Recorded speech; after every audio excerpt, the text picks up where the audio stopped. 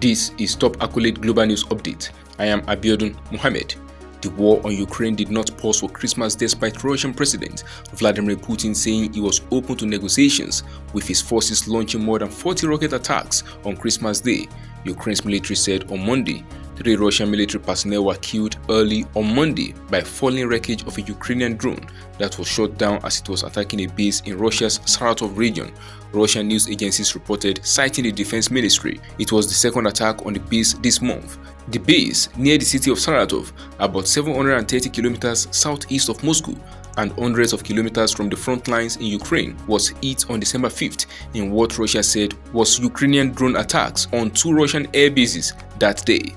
Putin on Sunday again said he was open to negotiations and blamed Ukraine and its Western allies failing to engage in talks, a stance the United States has previously dismissed as posturing given the relentless Russian attacks. An advisor to Ukrainian President Volodymyr Zelensky said Putin needed to return to reality and acknowledge it was Russia that did not want talks.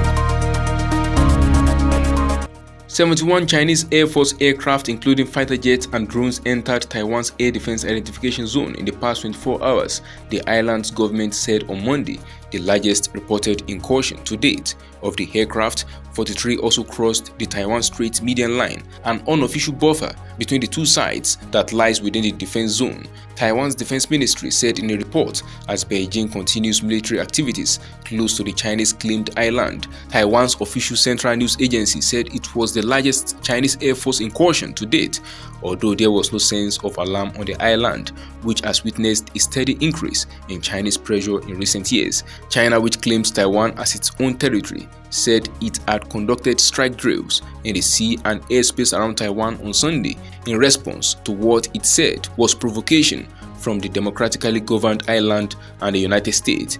Taiwan, which strongly rejects China's sovereignty claims, said the drills showed Beijing was destroying regional peace and trying to intimidate Taiwan's people. The office of Taiwan President Tsai Ing-wen said Tsai will call a high-level national security meeting on Tuesday morning to discuss reinforcing the island's civil defense system, followed by a press conference on new civil defense measures.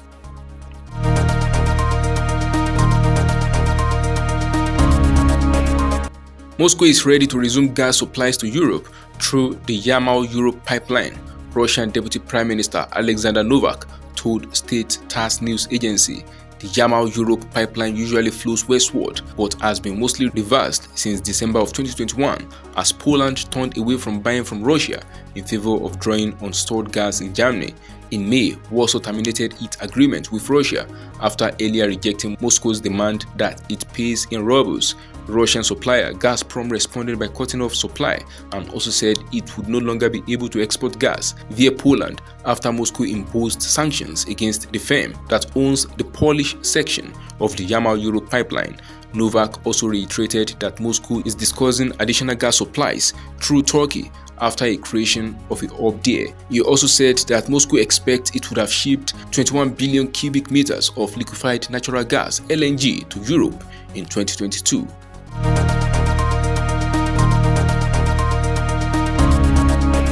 South Korea scrambled warplanes and attacked helicopters and fired warning shots on Monday after North Korean drones violated its airspace, the South Korean military said. South Korea tracked the drones crossing from North Korea over what is known as the military demarcation line between the two countries after detecting them in the skies of the western city of Gimpo at around 10:25 a.m., the military said.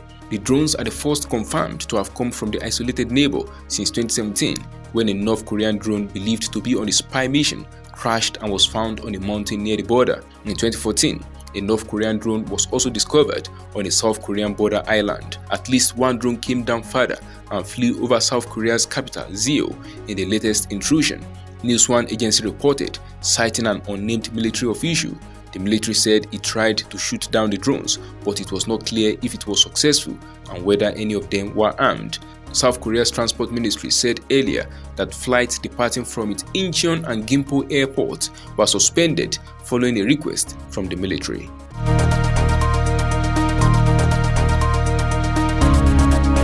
A lethal blizzard paralyzed Buffalo, New York on Christmas Day, trapping motorists and rescue workers in their vehicles. leaving thousands of homes without power and raising the death toll from storms that have chilled much of the United States for days.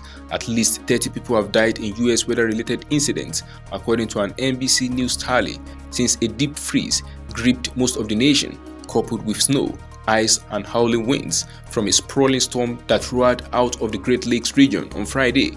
Much of the loss of life are centered in and around Buffalo at the edge of Lake Erie in western New York, as numbing cold and heavy lake effect snow, the result of frigid air moving over warmer lake waters, persisted through the holiday weekend. Erie County Executive Mark Polongas said the storm's confirmed death toll climbed to 13 on Sunday, up from 3 reported overnight in the Buffalo region. The latest victims included some found in cars and some in snowbanks, Polongas said, adding that the death tally would likely rise further.